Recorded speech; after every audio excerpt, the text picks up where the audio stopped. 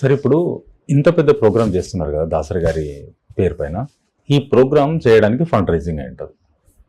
కానీ ఇదే పెద్ద డైరెక్టర్స్, ఇదే పెద్ద హీరోల దగ్గరికి వెళ్ళి మా అంటే ఎంత వస్తుంది సార్? ఇప్పుడు ఫండ్ రైజింగ్ చేస్తే 1 కోటి 2 కోట్లు 3 కోట్ల వరకు వస్తాయి ఫండ్ రైజింగ్ చేస్తే. అంతకంటే ఎక్కువ వచ్చే అవకాశం లేదు మీరు చేసిన ఎక్స్పీరియన్స్ ప్రకారం. వీళ్ళ దగ్గరికి వెళ్ళి వీళ్ళని అడిగితే ఒక్కొక్కరు ఈరోజు 70 కోట్లు 100 కోట్లు 200 కోట్లు తీసుకునే పొజిషన్లో ఉన్న మన తెలుగు హీరోస్. వీళ్ళ దగ్గరికి వెళ్తే వీళ్ళే దానికంటే డబ్బులు ఇస్తారు కదా. 1 కోటి 2 కోట్లు వీళ్ళే ఎందుకన్నా నేనే ఇచ్చేస్తాను ఇస్తారు. ఎందుకంటే డైరెక్టర్స్ మీరు అందరూ దగ్గర అయిన వాళ్ళే ఇచ్చేస్తారు కదా. దేనికోసం ఇంత ఖర్చు పెట్టి ఇంత రిస్క్ తీసుకునే అవసరం ఏముంది? అంటే 2 రకాలు మీరు చెప్పే ఆర్గ్యుమెంట్ మేము ఎప్పుడు చెప్తాను, నేను కూడా ఎప్పుడు చాలాసార్లు చెప్తా ఉంటా. అందుకే నేను ఎప్పుడు ప్రోగ్రామ్స్ చేయలేదు. నేను చేసినవన్నీ ఇండస్ట్రీ కోసం చేసినవి. 75 years 100 years అట్లా చేసాం తప్ప, లేకపోతే అప్పట్లో ఏంటంటే మాకు రెమ్యునరేషన్స్ ఇంత ఉండేవి కాదు. ఇప్పుడు ఉండేవి. అప్పుడు 1 లక్ష రూపాయలు 10 లక్షలు 20 లక్షలు, చిరంజీవి గారు లాంటి వాళ్ళు 50 లక్షలు అట్లా పెద్ద అంతకంటే ఉండేది. సో ఇప్పుడు రెమ్యునరేషన్స్ మీరు చెప్పినట్టు 100 కోట్లు 50 కోట్లు 60 కోట్లు అట్లా అయిపోయాయి. ఆ రోజుల్లోనే చిరంజీవి గారు వాళ్ళు ఎందుకు ఇంత కష్టపడతాం మనం డబ్బులు ఇస్తే, ఎందుకంటే 1 week రిహార్సల్ చేయాలి, ఇవన్నీ చేయాలి, మళ్ళీ చేయాలి. చేస్తే వచ్చేది ఎంత 1 కోటి 2 కోట్లు అంతకంటే రాదు. ఇప్పుడు కూడా చేస్తే 4-5 కోట్లు వస్తున్నాయి మీరు అన్నట్టు.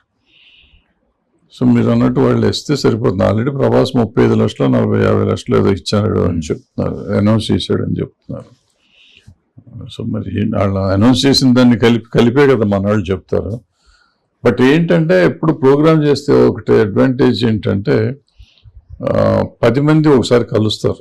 ఇప్పుడు ఇంతమంది ఇండస్ట్రీ వాళ్ళు ఒకసారి కలవటం అనేది మామూలుగా జరగదు. 10 ఏళ్ళకి 20 ఏళ్ళకి ఒకసారి షో జరిగితేనే కలుస్తూ అవుతుంది.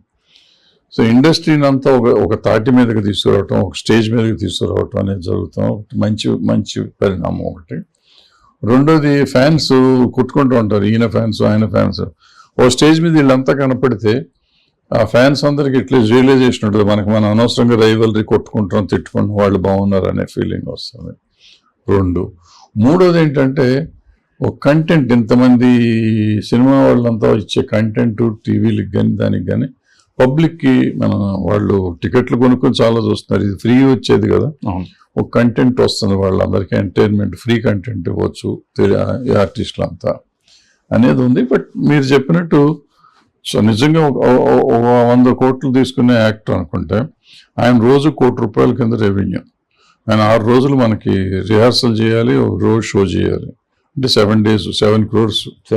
దానికంటే ఆయన 1 కోటి రూపాయలు మన ముఖాన్ని కొడితే అయిపోయాయి. అంతే కదా. ఇప్పుడు 15 మంది నేను చెప్పి 15 కోట్లు ఇచ్చారంటే అంతకంటే ఎక్కువ రాదు మనకి. సో ఆ లాజిక్ ఈ లాజిక్ అంతే. కానీ దేన్ని చూస్తే బేస్ అనుకోవచ్చు సార్?